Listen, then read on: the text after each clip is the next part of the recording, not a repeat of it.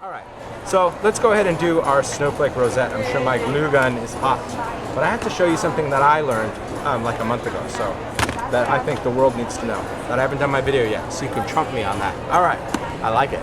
So here we go, we're gonna work, take our vagabond. Let's just get that opened up.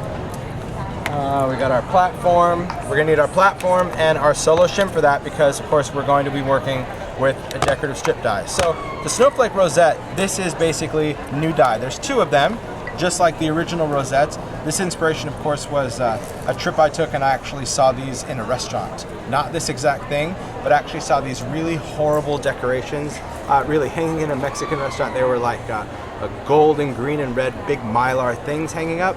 But the concept was, it looked like a rosette to me, but I saw things cut out of it. You know, other little shapes, and I thought, well, that's cool. So you could take a rosette and then cut out of it. So I went back and I said, okay, let's start with our circle and let's just start cutting into it and see how well it's gonna hold up before it doesn't work as a rosette. And that's where we got the snowflake. So let me grab just the finished one real quick, just to show you that you can cluster a lot of them together. So these are the snowflakes, and of course there's three different sizes. So this big one, that's the one that's on its own die, and then you have the small and medium one, that's gonna be on the second die.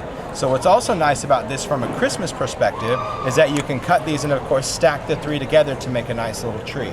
So yeah, they'll be really cool. So you can use them by themselves, cluster them, or stack them up. And just like the other rosette, here's how it's going to work. So I'm just gonna take a piece of cardstock. So we'll use our craft core. Oh, that's a pretty color, we'll use that. Or you can use any type of cardstock or paper. As long as you're working with paper, you'll be able to do that. And I'm just going to take that color side down, right over my die.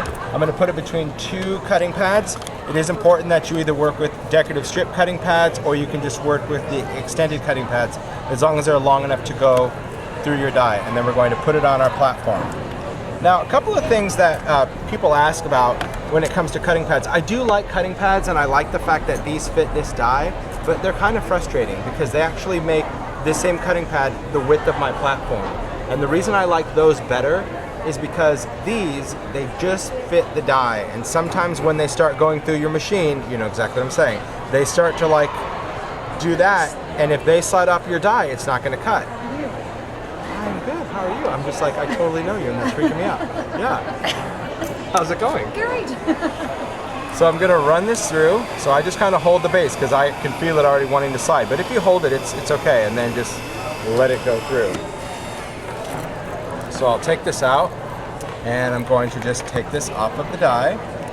So here's some things. If I'm going to distress this, if I wanted to sand it, remember that whole trick. You're gonna put it on a surface, and you would sand it while it's already still in its face, because when I sand it, that's gonna allow me to kind of sand around those edges, but I'm not gonna sand this one. So I'll just pop this out.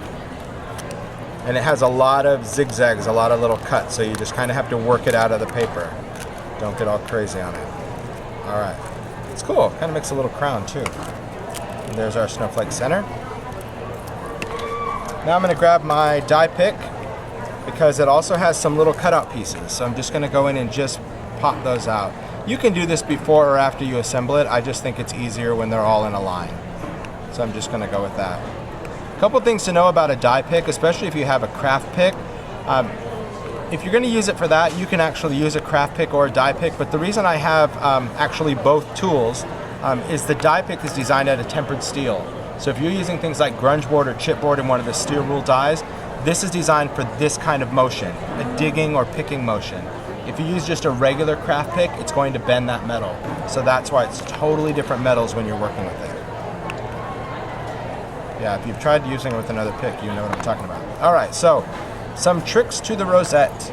If you're going to work with a rosette, what I suggest is actually turn it over and go in with some sort of tape, whether it's tissue tape, whether it's scotch tape, anything that's going to be sheer enough that's going to stay flexible. If you try to work with masking tape or duct tape, it's not gonna work. And I just go in with a piece of tape, so tissue tape is gonna work fine, and just go right along the back of it. And here's why. The decorative strip dies, because they are a chemically etched die, it cannot create a crease. In other words, the way this die is designed, it's not a blade system. It's actually artwork that's been etched away, leaving just a raised metal surface. So it's not actually a sharp blade like regular dies. And so it does more of like a cookie cutter process when you're actually going through and chopping out the paper. So every bit of metal is the same height, so you can't create a crease. The only way to create a fold is actually do perforation. And when you do perforation on paper, it's perforated. It's going to tear apart. So I think having that little bit of tissue tape on the back is going to help. So I'm just going to tear off the excess. Hey Tammy, is that craft sheet still here? So I don't want to glue on a cutting pad on video. Yeah. What? That craft sheet. Yesterday I used a cutting pad. Don't glue on a cutting pad. Thanks. Because hot glue doesn't come off a cutting pad. Just saying. All right. It will happen. So now I've got my piece, all right? And another cool thing is you can actually use this on the front. If you wanted it as part of your art, you could have put the tissue tape on the front too. So now we're gonna go in, you can see our little perforated lines. We're gonna go in and just start folding this. So I can accordion fold it. Now, when you're accordion folding, let me just show you a couple of things on this die. You'll see that the perforated lines, they end before they get up to that top part. So as I fold it, and I'll try to do this right here so you can see it, watch when I get to that large one. Notice that it's not designed to fold or crease all the way to the tip. So when you're folding it, just stay on the end. Don't squeeze these together because you'll lose the look of that snowflake, okay? Once you get enough paper in your hand, just let it go and then work in another section. And then let it go and work in another section. Sometimes people try to do all of this holding the whole thing in their hand at a time. As long as you make sure that you do a continuous zigzag pattern and you don't zig when you should have zagged, then you should be all right. So, when it's all said and done, this is what we have, a continuous zigzag once again, and we're going to glue the ends together. The glue that you want to use, work with whatever glue you want. If you want to work with glossy accents, if you want to work with multi-medium, but I'm just going to go in with just a little touch of hot glue because I have it. So I'm just going to do that, and I'm going to touch the two ends together. So you'll notice that they end going the opposite way. So it's really easy to just match those up. And I stick them together, and if we looked at the design as a whole, you can see that it actually has just that zigzag pattern going around. So here we go.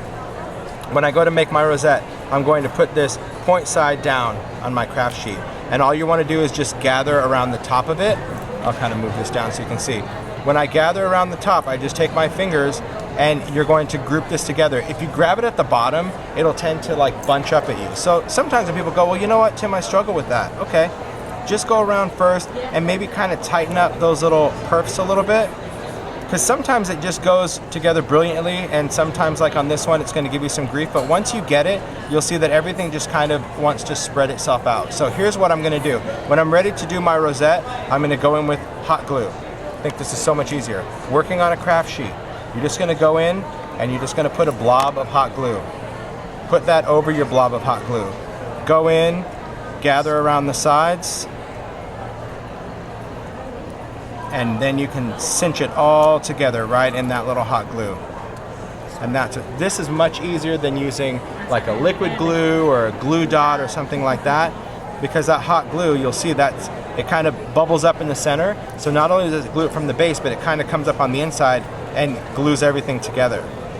I can also go in with a little touch of hot glue while it's here and use that centerpiece. So to actually cut out that little top centerpiece. And I like to offset that. And we're just going to let that cool. So you can make all your rosettes and just leave them there on your craft sheet.